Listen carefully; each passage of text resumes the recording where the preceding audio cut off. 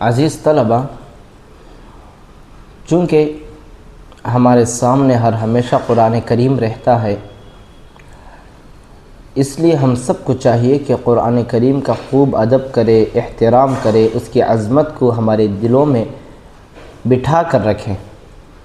کہیں ایسا نہ ہو کہ ہم قرآن کریم کے بے ادبی کرنے والے بن جائیں۔ دیکھیے قرآن کریم کا احترام کتنا ضروری ہے۔ میں ایک واقعہ سناتا ہوں، اس سے آپ کو معلوم ہو جائے گا کہ ہمارے اکابر و اسلاف کس درجے قرآن کریم کا احترام کرتے تھے۔ امام ابو یوسف رحمۃ اللہ علیہ، امام ابو حنیفہ رحمۃ اللہ علیہ کے مایہ ناز شاگردوں میں سے تھے۔ امام ابو یوسف رحمۃ اللہ علیہ کو اللہ رب العزت نے فقہ، قضاء اور افتاء میں رسوخ اور مثالی ملکہ دیا تھا۔ امام ابو حنیفہ رحمۃ اللہ علیہ کے درس کی ایک خصوصیت یہ بھی تھی کہ وہ حفظ قرآن کے بغیر اپنے درس میں کسی کو شریک ہونے کی اجازت نہیں دیتے تھے کہ سب سے پہلے قرآن کریم کا حفظ کرے پھر آ کر درس میں شریک ہو۔ امام ابو یوسف رحمۃ اللہ علیہ بھی حافظ قرآن تھے۔ قرآن کا ادب و احترام بھی انہوں نے استاد سے سیکھا تھا۔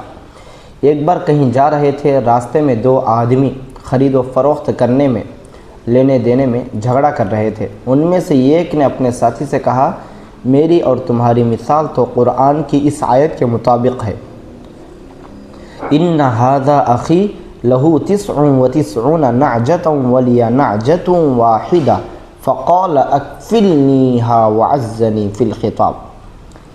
دیکھیے اس کا ترجمہ دیکھیے، یہ میرا بھائی ہے جس کے پاس 99 دمبیاں ہیں اور میرے پاس صرف ایک دمبی ہے، یہ کہتا ہے کہ یہ ایک بھی مجھے دے دو۔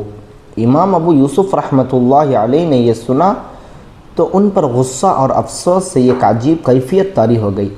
قریب تھا کہ امام ابو یوسف رحمۃ اللہ علیہ بے ہوش ہو جاتے۔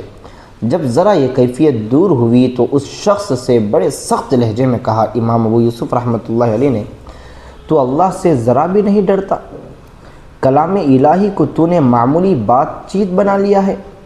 قرآن کے پڑھنے والے کو چاہیے کہ وہ اس کو نہایت خشوع، خضوع اور خوف و ہیبت کے ساتھ پڑھے، ایسا نہ ہو کہ وہ ناراضگی کا سبب بن جائے۔ میں تجھ میں یہ کیفیت بالکل نہیں پاتا۔ حضرت امام ابو یوسف رحمۃ اللہ علیہ فرماتے ہیں، کیا تیری عقل جاتی رہی ہے کہ تو نے کلام الہی کو کھیل کود بنا لیا ہے؟ دیکھیے عزیز طلبہ، قرآن مجید کی تلاوت کے وقت قرآن مجید کی عظمت دل میں رکھیں کہ کیسا عالی مرتبہ کلام ہے۔ اللہ تعالیٰ کی عظمت و کبریائی کو دل میں رکھیں کہ جس کا کلام ہے۔ دل کو وساوس اور خطرات سے پاک رکھیں، معانی کا تدبر کریں اور لذت کے ساتھ پڑھیں۔ قرآن مجید یاد کر کے بھول جانا اور کھیل کود کی ابتدا میں تلاوت کلام پاک سے کرنا، تلاوت کلام پاک سے کرنا یہ قرآن کریم کی بے ادبی ہے۔ اس سے اللہ تعالیٰ سے دعا ہے کہ اللہ تعالیٰ ہم سب کو قرآن کریم کا خوب ادب و احترام کرنے کی توفیق عطا فرمائے۔ قرآن کریم کی بے ادبی سے اللہ ہم سب کی حفاظت فرمائے۔